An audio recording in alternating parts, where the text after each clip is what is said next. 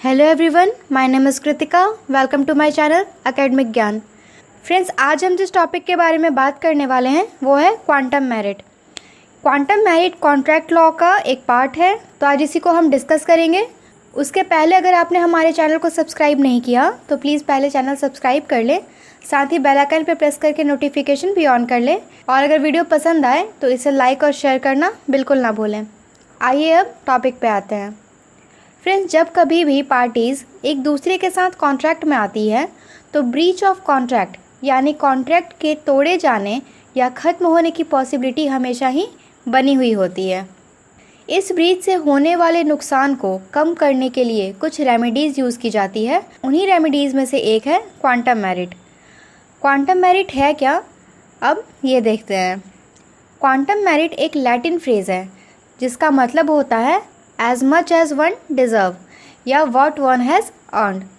यानी कोई बंदा अपने काम, अपने एक्ट परफॉर्म के बदले क्या डिज़र्व करता है, कितना उसे मिलना चाहिए, जो कि उसके द्वारा परफॉर्म किए गए सर्विस की एक्चुअल वैल्यू होती है, वही क्वांटम मेरिट कहलाती है।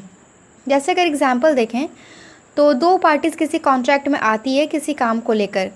एक पार्टी ने अपना काम स्टार्ट कर दिया, परफॉर्म करना शुरू कर दिया, लेकिन काम कंप्लीट करने के पहले ही दूसरी पार्टी ने कॉन्ट्रैक्ट को टर्मिनेट कर दिया या कुछ ऐसा कर दिया जिससे कि सामने वाली पार्टी यानी कि पहली पार्टी के लिए अपना एक्ट परफॉर्म करना, कंप्लीट करना इम्पॉसिबल हो गया। तो ऐसे में कॉन्ट्रैक्ट ख़त्म होने के बाद भी पहली पार्टी अपने द्वारा किए गए काम के बदले जितना काम उसने किया है, जितना एक्ट उसने परफॉर्म किया है, उसके बदले में वो कंपनसेशन डिमांड कर सकती है। ऐसा इसलिए क्योंकि पहली पार्टी तो अपना काम कर ही रही थी।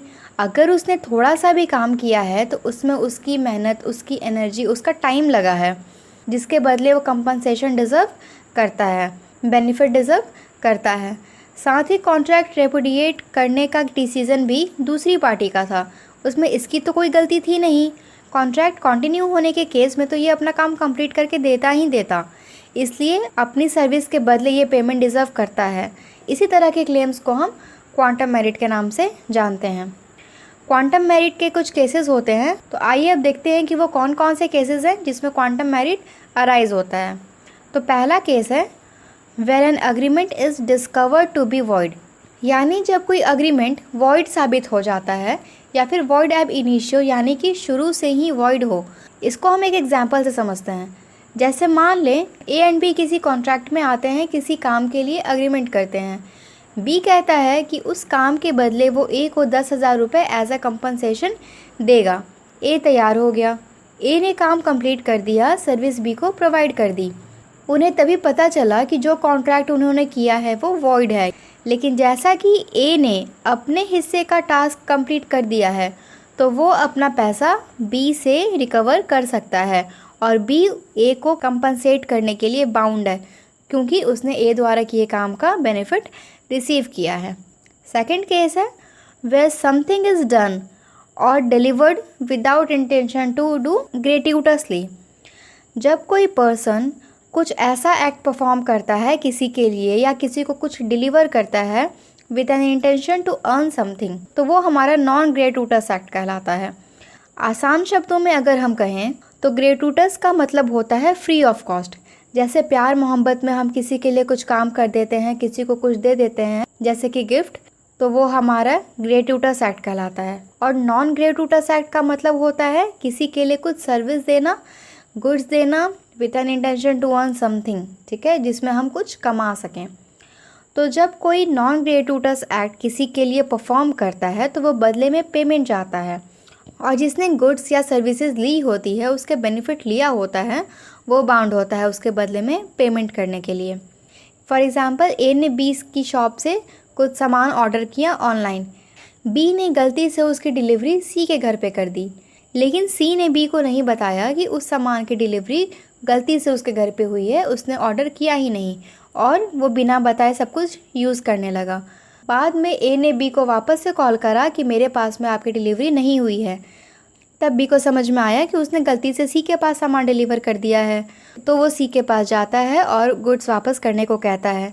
सी कहता है कि उसने तो गुड्स यूज़ कर लिए, तो अब जैसा कि सी ने गुड्स यूज़ कर लिए, तो अब सी बाउंड है बी को उसके बदले में पेमेंट करने के लिए। भले ही सी ने बी से कॉन्ट्रैक्ट ना किया हो, लेकिन अब वो बाउंड है उसका पेमेंट करने के लिए, क्योंकि उसने उस प्रोडक्ट से, उसने उस गुड से बेनिफिट लिया है, उसको यूज़ किया है। थर्ड है when the contract is divisible. Divisible contract के केस में on the basis of quantum merit, जितने का एक्ट परफॉर्म हो चुका है उतने पार्ट तक के लिए कंपनसेशन रिकवर किया जा सकता है।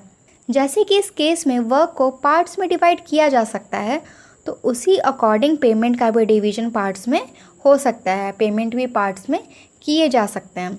For example, A agrees to deliver 100 bales of cotton to be at 100 per bell.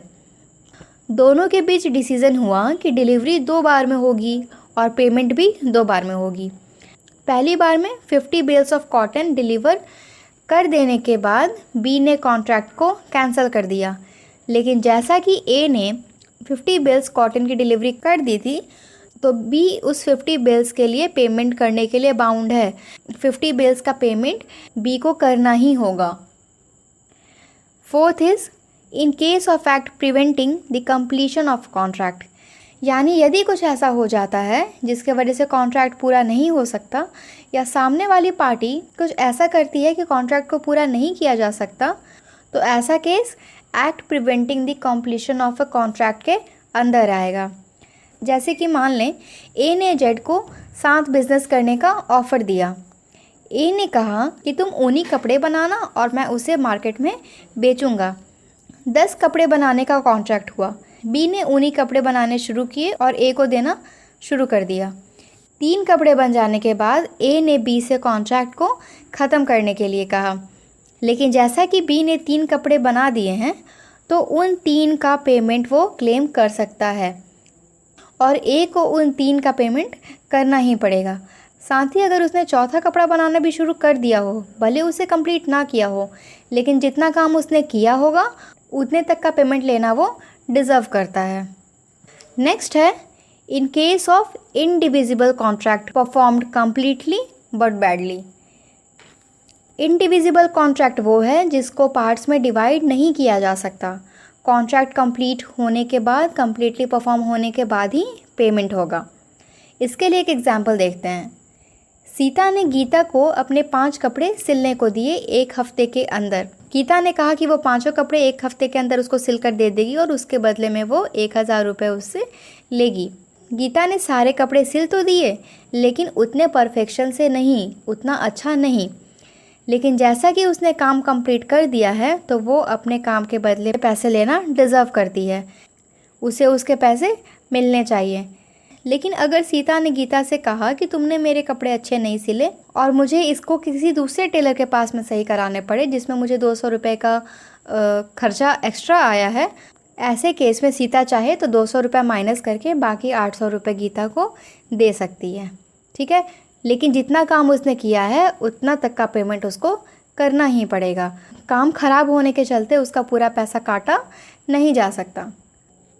So friends, ये थे हमारे क्वांटम मेरिट के कुछ केसेस। आई जस्ट होप आपको वीडियो अच्छी लगी हो, तो प्लीज़ वीडियो को लाइक करें, दोस्तों के साथ शेयर करें, और अगर आपने हमारा चैनल सब्सक्राइब नहीं किया तो चैनल भी ज़रूर सब्सक्राइब करें। Thank you for watching.